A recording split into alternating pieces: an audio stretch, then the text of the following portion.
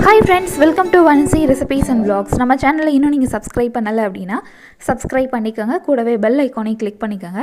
இன்றைக்கி நம்மளோட சேனலில் ரொம்பவே ஹெல்த்தியான மிளகு குழம்பு எப்படி செய்கிறதுன்னு இந்த வீடியோவில் நம்ம பார்த்து தெரிஞ்சுக்க போகிறோம். இந்த மிளகு குழம்புல நிறைய ஹெல்த் பெனிஃபிட்ஸும் இருக்குது. அது என்னன்னு சொல்லிட்டு இந்த வீடியோவில் நம்ம பார்க்கலாம்.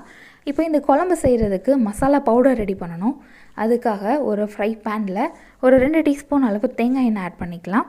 தேங்காய் எண்ணெய் நல்லா சூடான பின்னாடி அதில் 1 டேபிள் ஸ்பூன் அளவு துவரம்பருப்பு, 1 டீஸ்பூன் முழு மிளகு, 1 டீஸ்பூன் முழு உளுந்து எடுத்திருக்கேன்.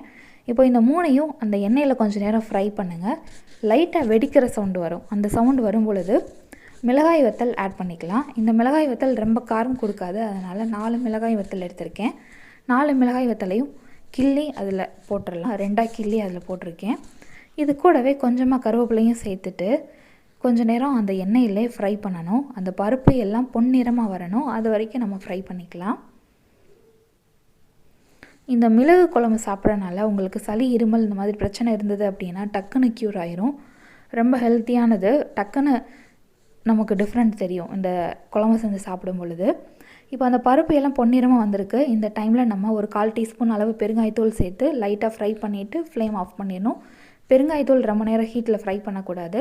அதை ஒரு மிக்ஸி ஜாரில் சேர்த்துடலாம். நல்லா ஆறின பின்னாடி கொஞ்சமாக தண்ணி சேர்த்து மசாலா பேஸ்ட் மாதிரி ரெடி பண்ணணும். இந்த குழம்பு பண்ணுறதுக்கு புளி கண்டிப்பாக தேவைப்படும். ஒரு மீடியம் சைஸ் லெமன் அளவு புளியை ஒரு 1/2 மணி நேரம் தண்ணியில் ஊற வச்சு நல்லா கரைச்சிட்டு அந்த சக்கையை ரிமூவ் பண்ணிவிட்டு அந்த புளி தண்ணியை மட்டும் அதில் சேர்த்துக்கலாம். இந்த புளி தண்ணி கூட நம்ம மசாலா பேஸ்ட்டு ரெடி பண்ணோம் இல்லையா, அதையும் சேர்த்துட்டு நல்லா கட்டி இல்லாமல் கலந்து விட்டுருங்க. கொஞ்ச நேரம் அந்த புளியோட ராஸ்மெல் போகிற வரைக்கும் பாயில் ஆகட்டும். பாயில் ஆன பின்னாடி நம்ம டேஸ்ட் பண்ணி பார்த்தோம் அப்படின்னா புளிப்பு ரொம்ப அதிகமாக இருக்க தெரியும் பொழுது கொஞ்சம் தண்ணி எக்ஸ்ட்ராவாக ஆட் பண்ணிக்கலாம்.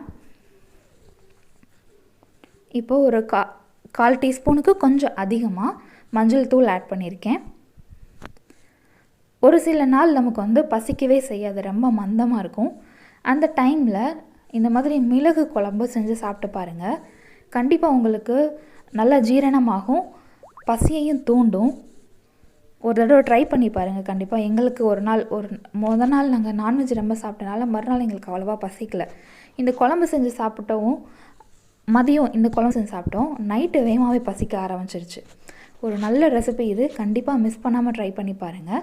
மஞ்சள் தூளும் உப்பும் சேர்த்துட்டு கொஞ்சம் நேரம் கொதிக்க விடணும். குழம்பு கன்சிஸ்டன்சி நமக்கு தெரியும் இல்லையா, லைட்டாக திக்னஸ் வரணும். அந்த திக்னஸ் வர வரைக்கும் கொதிக்க வச்சுட்டு ஃப்ளேம் ஆஃப் பண்ணிடணும். இப்போ இந்த குழம்பு தாளிக்கிறதுக்காக ஒரு குட்டி கடாயில் 1 டீஸ்பூன் அளவு எண்ணெய் சேர்த்துட்டு எண்ணெய் நல்லா சூடான பின்னாடி 1/2 டீஸ்பூன் கடுகு, 1/4 டீஸ்பூன் உளுந்து, 1/4 டீஸ்பூன் வெந்தயம். புளி சேர்த்து பண்ணுறதுனால வெந்தயம் போட்டு தாளிக்கணும். கொஞ்சமாக கருவேப்பிலையும் சேர்த்துட்டு ஃப்ளேம் ஆஃப் பண்ணிடுங்க. இப்போ இந்த தாளித்ததை நம்ம குழம்புல ஆட் பண்ணிடலாம். நம்மளோட சுவையான மிளகு குழம்பு ரெடி ஆயிடுச்சு. இதோட பெனிஃபிட்ஸும் நீங்கள் பார்த்துருப்பீங்க. கண்டிப்பாக ட்ரை பண்ணி பாருங்கள். என்னோட ஓன் எக்ஸ்பீரியன்ஸ் இது. இந்த வீடியோ பிடிச்சிருந்தது அப்படின்னா அந்த வீடியோக்கு ஒரு லைக் கொடுங்க, எல்லாத்துக்கும் ஷேர் பண்ணுங்கள். தேங்க்ஸ் ஃபார் வாட்சிங்.